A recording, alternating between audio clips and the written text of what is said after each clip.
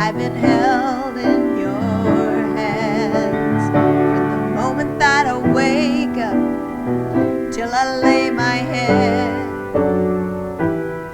I will sing of the goodness of God. I love you, Lord, for your mercy never fails me. In all my days I've been held in your hands from the moment that I wake up till I lay my head. I will sing of the goodness of God. And all my life you have been faithful. And all my life you have been so good. With every breath that I am able, I will sing of the goodness of God. I love your voice. You have led me through the fire. In darkest night, you are close like no other. I've known you as a father. I've known you as a friend. I have lived in the goodness of God. And all my life you have been faithful. And all my life you have been so good. With every breath that I am able, I will sing of the goodness of God. All my life you have been faithful. And all my life you have been so good. With every breath that I am able, I will sing of the goodness of God. I will sing of the goodness of God.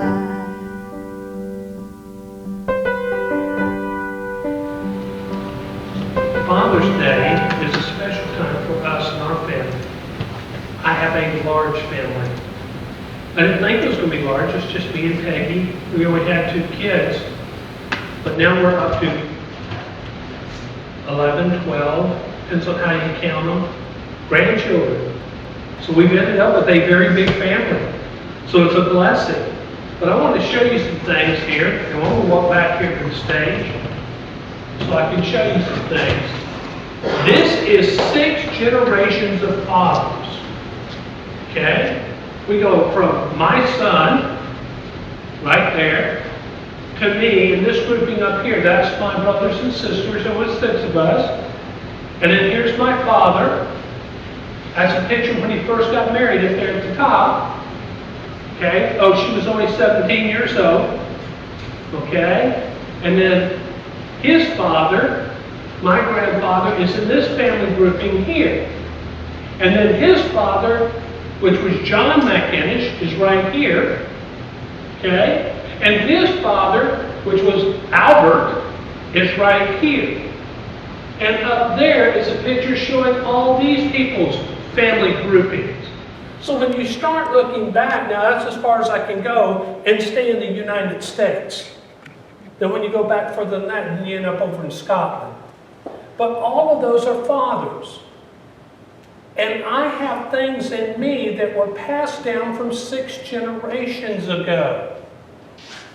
And the way we act and the way we talk, some of the mannerisms that we have are passed down. Some of the ways that we deal with our kids are passed down. Some good, some not so good. My daddy used to say, when I was raising my kid, son, don't raise your kids the way I raised you. I said, Daddy? He said, yes, you were my experiment. He says, I did a fair job on you. He says, when you raise your kids, it will be your experiment. And you need to raise them the way you think they should need to be raised, not the way I raised you. He says, I made a lot of mistakes. He says, and my daddy, talking about Papa Mac, my great-grandfather, he made a lot of mistakes, and his daddy made a lot of mistakes and all the way back.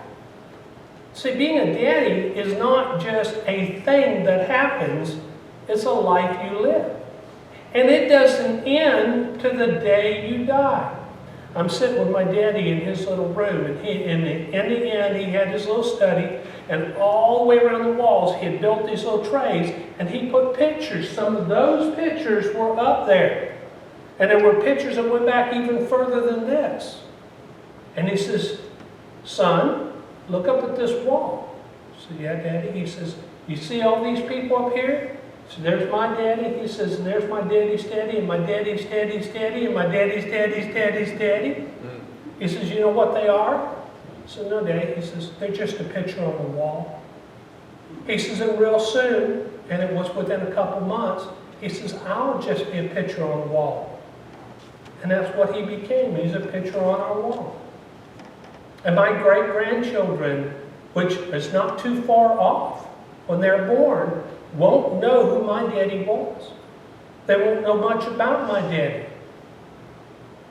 I may be here to tell them some things and maybe not, but they won't have any personal knowledge. So you see, you only have influence for so long of a period. My grandchildren, all 11 of them, some of them know me and like me, and some of them just ain't so sure about Papa. So you have an influence, whether it's good or bad, in some way, on your children, your children's children, and sometimes their children. How you live your life is the example they see. I was privileged, and I call that a privilege. I'm in the front room, didn't have a study at the time, so I had my easy chair that I'd sit in. But I'd get up early before I go to school in the morning and teach, and I'd sit in that chair and I'd have my quiet time. And one morning, my grandson, when he was small, he gets up and he walks in. Papa, it's so early. What are you doing? I says, I'm spending time with the Lord.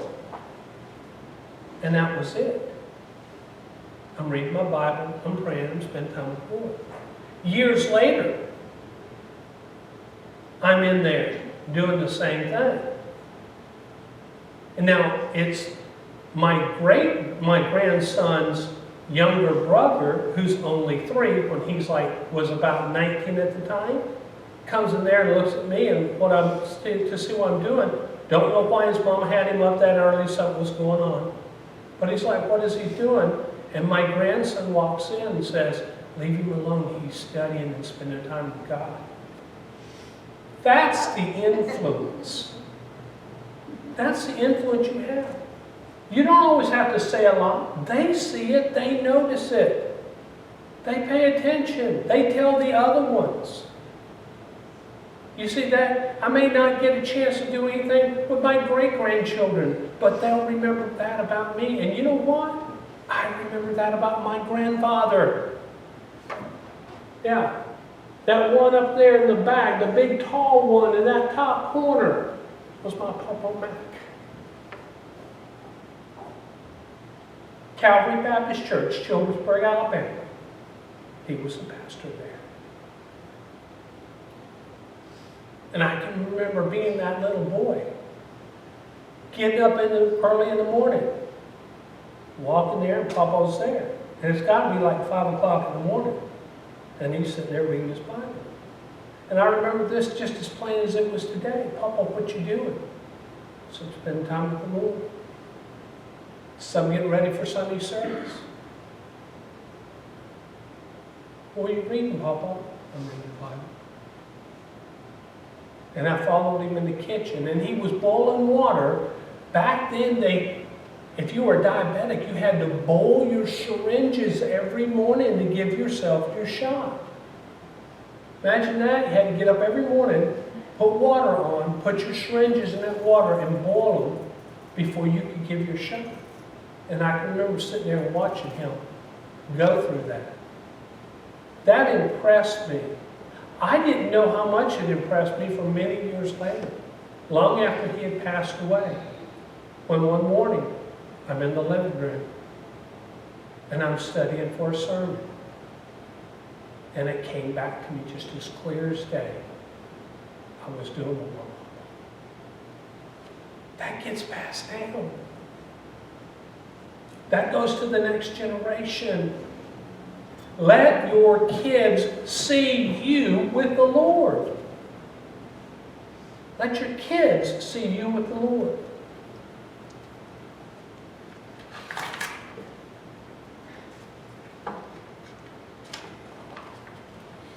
So let's talk about a couple men who are normally not seen a whole lot as far as a father figure. Go to the next slide, John. I want to talk about this for a second. Does a father figure matter? Every year I do this, and you know what's funny? The statistics have not changed much. If anything, they've gotten a little bit worse. So does it matter to be a father? Okay, this is in the last 30 years. Okay? Families that do not have a father in the house. There has been a 550 increase in violent crimes, 400 in illegitimate births, 200% in teen pregnancy, 300% in teen suicide, and that's gone up, by the way. More than 70% of juveniles in state reform institutions come from fatherless homes. Does having a father, are all fathers good fathers? No, they aren't. Some are drunks, some are drug addicts. Not all fathers are good fathers. But when there is a father figure in the home, and he is a good father, or at least tries to be, it makes a difference. Our first father we're going to look at right now is Noah. We normally know Noah of what? He's the one that saved all the animals, right? That's what we know Noah for. To fathers, train up your children in the way they should go, and when he is old, he will not depart from it. So what happened in Genesis 9 through 15. Genesis 6, 9 through 15. And this was the generation Noah. Noah was a just man, perfect in his generations. Noah walked with God. Okay, you see that first statement? He walked with God. If he walked with God, his sons saw him do that. And Noah begot 3 sons, Sem, Ham, and Japheth. And the earth also was corrupt before God, and the earth was filled with violence. So God looked on the earth, and indeed it was corrupt, for all flesh had corrupted their way on the earth. And God said to Noah, the end of all flesh has come before me, for the earth is filled with violence through them. And behold, I will destroy them with the earth. Make yourself an ark of gopher wood. Make rooms in the ark, and cover it inside and outside with pitch. And this is how you shall make it. The length of the ark shall be 300 cubits, its width 50 cubits, its height 30 cubits. Now, I want to go back to something in that passage. He had 3 sons. He walked with God. God's telling him to do something. He's telling him to make the ark. But did he want Noah to do it on his own? No. He included his 3 sons. He said, I want you to do this. But his sons were right there with him. Do you know those 3 sons became the 3 great nations, which carried on to all the earth? But Noah set an example. The first words, and he walked with God. He was there with God from the beginning. God knew him. God loved him. God chose him because he was righteous before God, and his 3 sons who would carry on his name saw what he did. And Noah included them. One of the things I try to do with all my grandchildren, whenever I get a chance, is whatever I'm doing, I'll bring them in and have them help me. I don't care if they're handing me a nail. Not because I want them to be a carpenter, not because I want them to be a welder, or whatever it is that I'm doing at the moment. It's because I want them to see me do it as an example of somebody who's willing to put their hands to work. I want them to see the example of what it is to do right. That's why I include them. Children need to learn. Let me show you another one here. A picture of a supportive father. This is a person we don't even normally talk about in the scriptures. Zebedee. Most people say, who? Zebedee? Never heard that name. Zebedee was the father of James and his brother. He had a fishing business. We're not talking about they went fishing every now and then. No, he owned ships. He had people who worked for him. They called them servants, but they were paid servants. They were the workers. He had a large fishing business with many boats.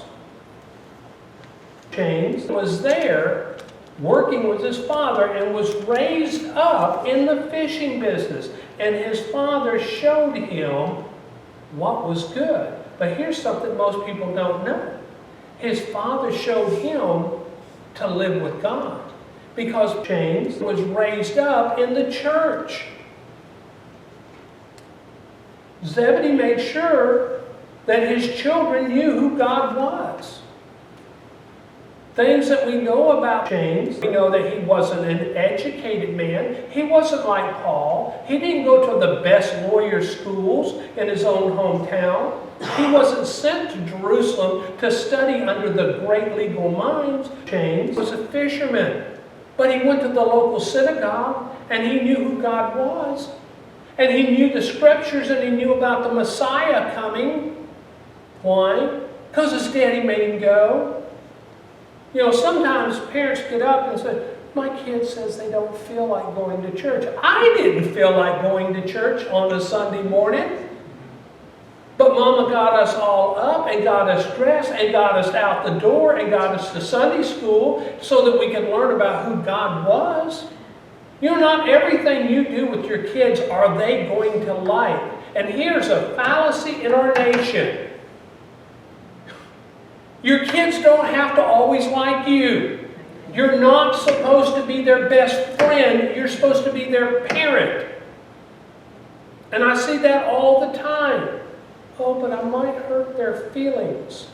You know, sometimes your feelings need to be hurt. Sometimes you learn when your feelings are hurt because you're being made to do what you're supposed to do, not what you're wanting to do.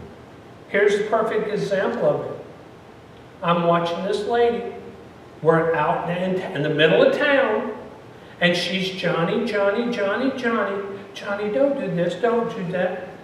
Okay? Johnny wasn't listening to nothing Mama was saying, and nothing that Mama was saying is having any impact on Johnny. I promise Johnny had never seen a switch. Johnny had never seen a paddle. Johnny had not been corrected. And then finally, Johnny's doing something, not paying much, and he sees something, and he takes off running. And Mama's, no, Johnny, and Johnny runs right out into the street. Never even slowing down. Mama's screaming and everything else. He didn't get hit, but it was close. Guy had to lock up the brakes with all he had. Mama goes out there and picks up Johnny. Johnny, you shouldn't do that. You need to listen to Mama.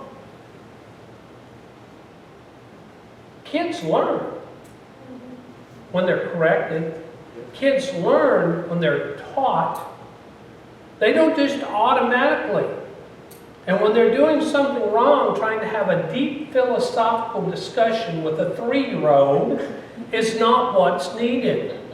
Now, there are those who will say, because of what we've been told, is you kill a spirit if you correct them. I feel the Spirit's already in them, and it needs guidance, and you need to guide them.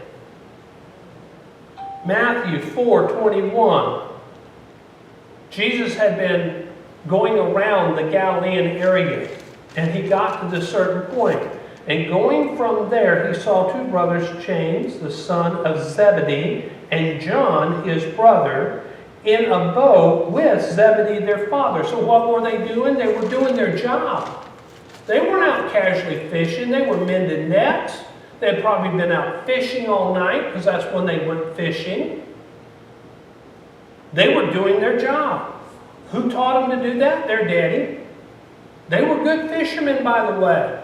They had a very profitable business there in the Galilean Sea. Mending their nets. And he called them.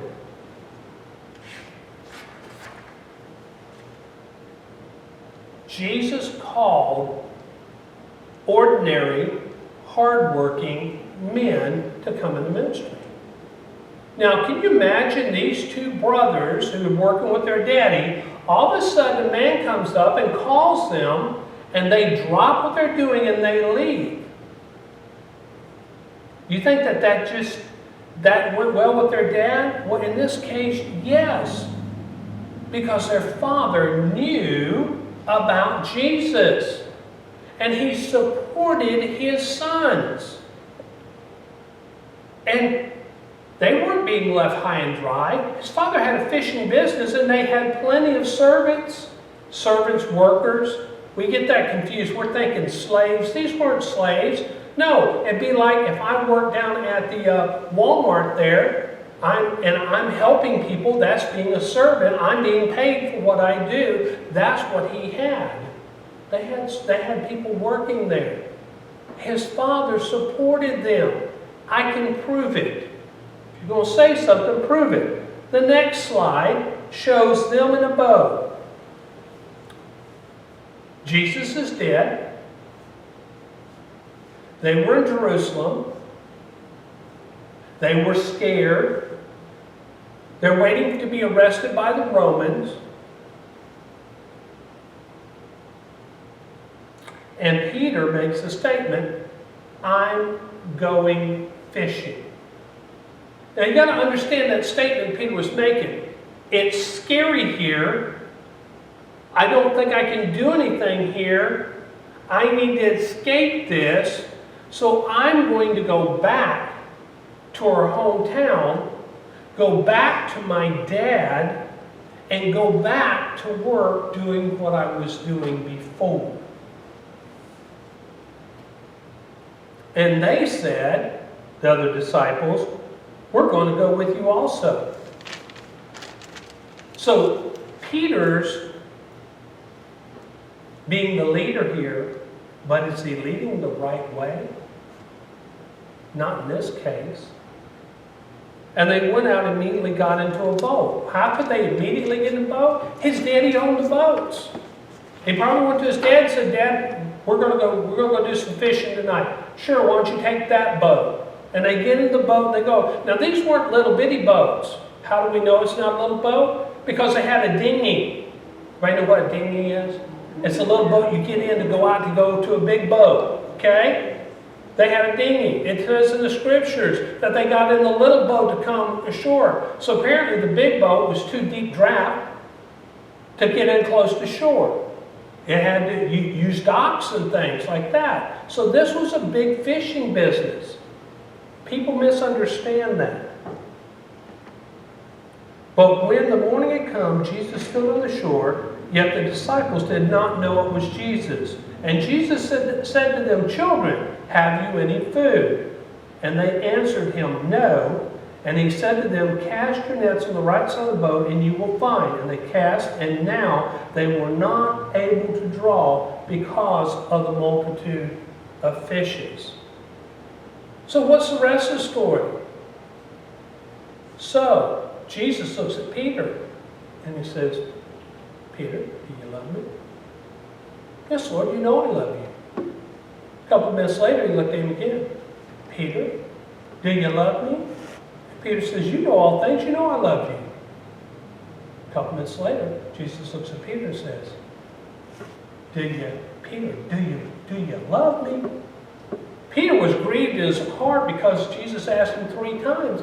And the third time he says, "You know all things, you know I love you." He says, "Feed my sheep." What he was saying is, Peter, I know your daddy's got boats.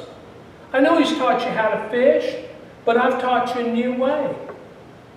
You're supposed to be in Jerusalem taking care of the church, and here you are going back to your old occupation. But you know what? Peter's daddy let him go. Peter's daddy supported him. And that's what parents will do. Parents will let their children walk away from the family business if they have a heart to do something else. And they support them and they love them. I went into the family business. My daddy was in the Navy and aviation. When I turned 17 years old, I joined the Navy and went into aviation. Been around airplanes pretty much the rest of my life. But not everybody does that. My brothers and sisters didn't all do that. They spent a little bit of time, but some of them went off and did all kinds of things. I got a sister who was the secretary for Pappy Boynton, a war hero. I got a sister who was the ombudsman for the White House. My parents supported. My father was there. My father encouraged. And that's what we're supposed to do. Being a good father is more than just making sure the kids do what they're supposed to do. A good father shows the kids what they should do by example, and then supports their kids in what they want to do, what they want to become, and looks forward for them. That's being a good father. On this Father's Day, us fathers, supported by great mothers, behind every great man is a woman pushing just as hard as she can. Supported by good mothers, need to raise our children, but not just raise them in the knowledge of the Lord. Raise them up to know who God is. Support them in whatever they want to do, whatever God puts in front of them. Not just in that narrow light of what you know, but what does God show your child? And if it's in the ministry, you need to support them in that too. Sometimes children have to go in the ministry with not so much support. So in all things, support your children. Let us pray. Father, thank you for this Father's Day, and thank you for all the fathers out there that love the Lord, love their children, and try to direct them. Father, that there are men out there that aren't fathers yet. Let their hearts be touched by you. Let them come close to you. Let them learn the things they need to learn so that they become the fathers that you need them to be. Wouldn't it be great if there was a turnaround in this nation and the family group came strong again? And those numbers that we looked at the beginning would start going down instead of going up. And kids were being taught the right way again. And not just left to their own device. Not just learn from their friends. but especially in those young years, to learn who God is and why He's important. To learn the basic lessons of right and wrong. Father, touch this nation and touch our hearts. Bring us back to loving the Lord. Bring us back where we should be. And be with the hearts of the men of this nation. In Jesus Christ's name, amen. For those of you on the internet, whether it's through social media with our Facebook page or on YouTube, we thank you so much that you have come to Frontenac Baptist Church here in Cocoa, Florida, and joined in on us with our morning service. To the fathers out there, happy Father's Day.